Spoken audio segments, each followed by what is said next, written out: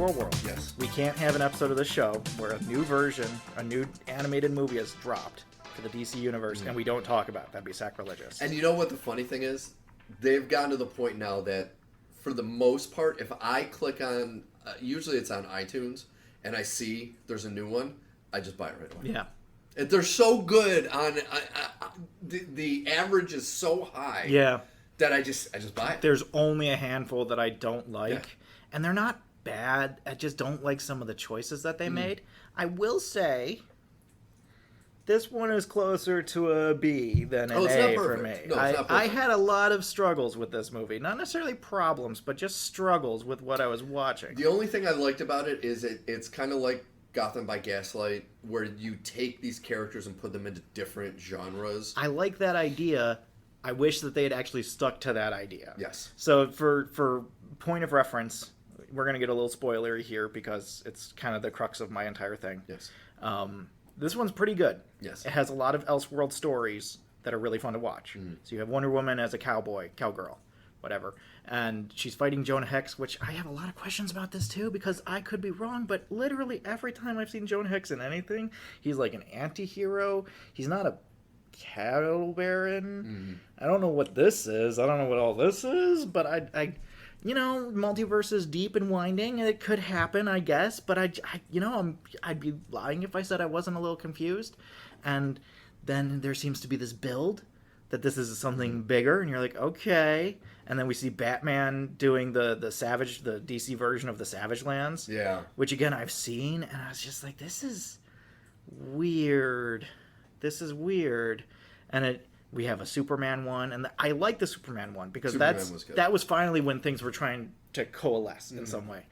But the payoff to all of this is that Mongol and the War World have been hopping around different dimensions. They have a bunch of white Martians running this place, and they have a big cloning machine, and they've been picking up people from various times and timelines, and this includes Wonder Woman and Batman and Superman. This Wonder Woman is from the Justice Society of America movie, but that was an entirely different dimension, which is why she doesn't recognize, or why she recognizes Clark and he doesn't know her. Apart from the memory wipe issues, because the Martian Manhunter has been orchestrating this whole thing this whole time. And he just has them in kind of this Westworld style. That's what I was going to say. It's very Westworld. And I just, like, when that was the reveal, I was just like, okay. And the idea is that they're put in their worst nightmare scenarios. Okay, but let's look at what, the Superman one I get. He's hunting aliens. He knows he's an alien. Cool, got it. The Batman one, I was just like, so his worst nightmare is fighting for the side of evil? Is that, like, broadly what we're going for here? Because he, like, kills people, and this Batman doesn't kill people, and he's not a detective, and he's a mercenary, pretty much. I have a lot of questions about what's going on here. And then the Wonder Woman thing, I'm like, okay, I kind of see what you're doing here, but again, I kind of end up getting a little lost in the sauce on what everything is. I wish you had just, like, there have been a lot of these DC animated movies that were Elseworld stories, so you have, Constantine in the House of whatever, which was like, I was super psyched about it, and then I watched it and I was like, oh, this is just nothing. This is just a bunch of nothing, because you have the Constantine part, which is like the first 10 minutes, and then the rest of it is other stories, and if you don't like those other stories, sorry, that's the show.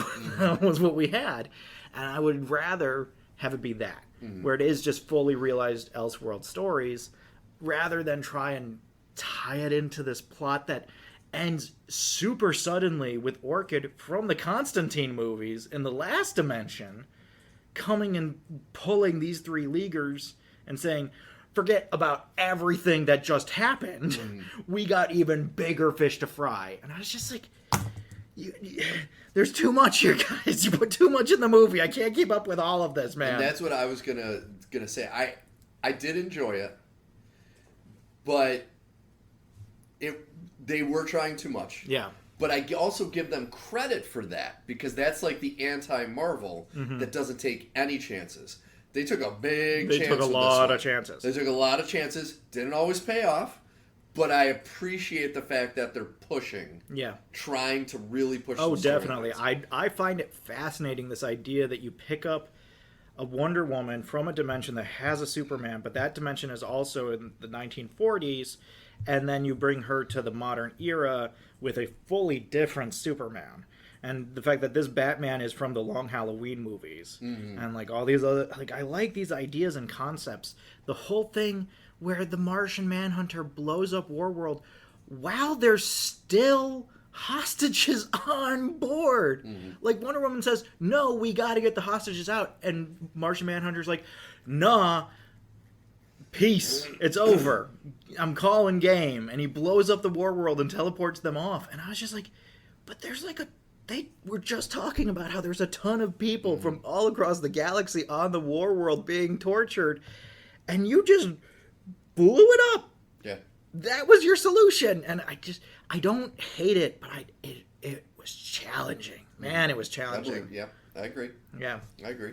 It was different. It was You know, different. like you said, it falls into for the DC animated, it's not at the top tier, but he put it against anything Marvel's done, and you're like, well, it's still better. Still better than It's still fucking better. And every episode of Secret Invasion times 10. oh my god. Which we're not talking about. We're not talking about that today, that's because gonna be a next week thing. I haven't watched Secret Invasion in 3 weeks. I've been dodging fucking spoilers like wrenches, and I am terrified. It looks, everything I've seen is just like, oh no. The fact that there are so many thumbnails on YouTube that are like, what went wrong? How could this have happened? And I'm just like, oh no. I know it's clickbait, but oh no. But it's amazing that you're finally getting those kind of replies to a Marvel or Star Wars show. Yeah. Where everyone usually is like, oh, Obi-Wan's great! It was wonderful! We loved it so much! It Which they did reminded me of my unearth in an old childhood. interview with George Lucas, where he said, in his story, and he is the creator, the last time Obi-Wan saw Vader was in Mustafar, when Vader was burning, when he was still 'Cause it Anakin makes burned to sense. death. And that makes sense. And after watching, I just watched A New Hope with my son not long ago. After watching that, you're like, like, anyone that likes the Obi-Wan show obviously is not a Star Wars fan. And if they say they're a Star Wars fan and like it, no, you're not. They're a Star Wars apologist. No, I mean, I don't even know if you can consider him an apologist. Because it's like, it is such, it takes such a freaking wrench Yeah. to episode 4. Everything. The, like, creme de la creme everyone loves and blah, blah, blah. You know, the big thing that created genres and all of this. It makes that obsolete. Yeah. No, this has always been my problem with the prequels. This is my problem with Ahsoka already. I can tell you my top problem with Ahsoka is that Han Solo says to Obi Wan Kenobi, you believe in that junk. Right? He doesn't believe that the Force exists. He doesn't believe that Jedis exist. He thinks it's all a fucking myth and magic and hearsay and religion. And he's not here for any of it. Yeah. I get that your hands are kind of tied because by the power of Grayskull, you have to have Vader, have Luke, and so Luke is 18, so by the process of elimination, we can only have had 18 years since Vader hooked up with Padme. So, like, okay, fine, gotcha. You know, fine. There's so many things that are ruined by these types of things. Why are there so many Jedi? If Han Solo is like, oh, Jedis don't exist. Why does nobody believe in the Force in the Empire? There's lieutenants all over the Empire who are like, Vader and his stupid religion. Yeah. And it's just like, all of this is rendered obsolete by every single one of these shows. Start making stuff that takes place in the Old Republic. Yes. Way fucking back. Because then we don't have to fucking worry about timelines and shit, okay? We don't have to worry about how you're ruining everything by having Leia know Obi-Wan for reasons, I suppose. Yeah. And also just terrible writing as a whole for this entire show. And, like, just everything about it is so frustrating because every time you do this shit, you step on something. By the nature of making something that takes place before this point, you're going to step on stuff that means stuff later on down the road. You're going to make characters look insane by some of the things that they say. Yeah. And I fucking hate it. I'm so fucking done with it. You've created the moral quandary of, how do I show my kids Star Wars? Yeah. Well, I'm going to start with 4, 5, and 6. And then I don't really know. Because when I was a kid, you got to the end of 6 and you're like, God, I wish I had more Star Wars. Mm-hmm. And everybody was like, yeah, we all wish we had more Star Wars. And then we got more Star Wars. Yeah. And like, here's the thing also, a problem that I don't think he thought of. Like, my son is 8. Mm-hmm. He loves 1, 2, and 3. Because they're flashy, they're new looking. 4 bored the shit out of him. Really? Because if you think about it, in comparison for a kid his age, it is kind of boring. Compared to the first 3, visually, as far as... Visually, yes. That's what I mean, though. Because, like, in an 8, you're not going to really appreciate the storytelling aspect of it. You're going to really... You know, it'll be part of it, but you're looking for droids. You're looking for aliens. You're looking for this and that and fights and this and that. So, yeah, kids are going to love the first 3. And then the next 3, you're kind of like...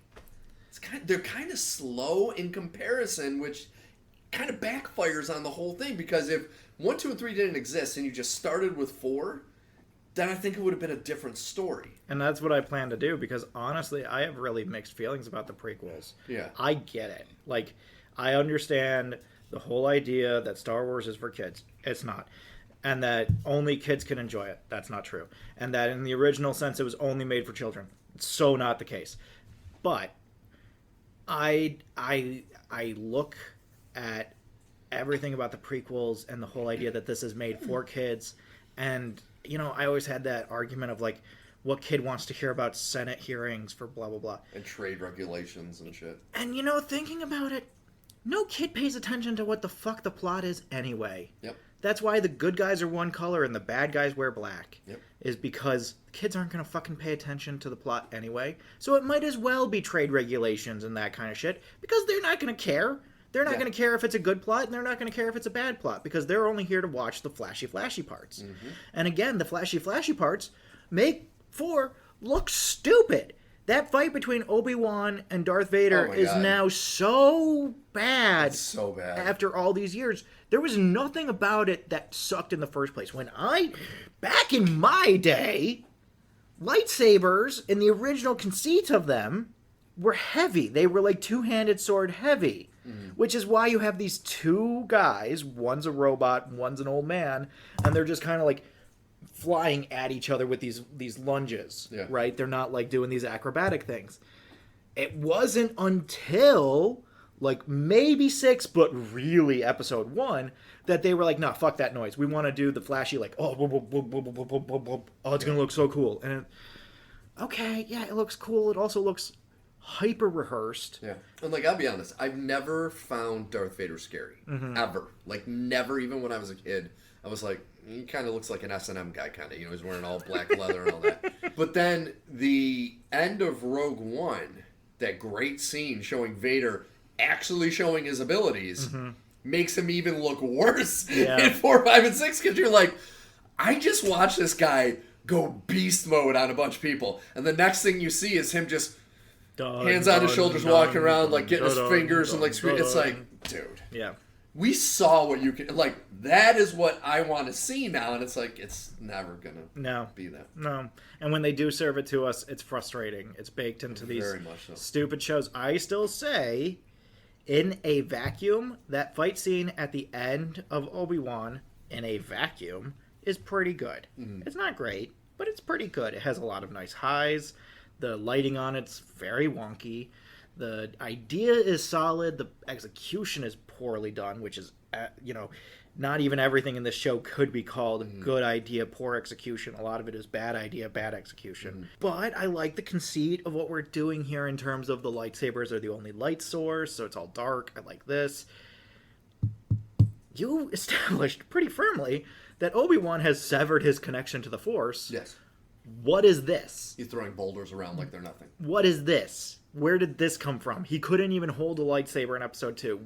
What is this? You don't understand. How do you not understand the hero's journey? Star Wars is what introduced the hero's journey to the vast majority of people in the modern sense. Yep. How do you not understand how this has to work? And then they had to also put emo Anakin back in, where he's I like, know. "I hate you." It's like, oh my god, why the fuck would you need to do that? And that scene that they didn't de-age either of them. Oh, that was the worst. No, I don't even want to talk about that. That stupid lightsaber fight. That was the worst. Oh boy, oh boy. Here's 40-year-old Anakin Skywalker. Jesus fucking Christ. All right.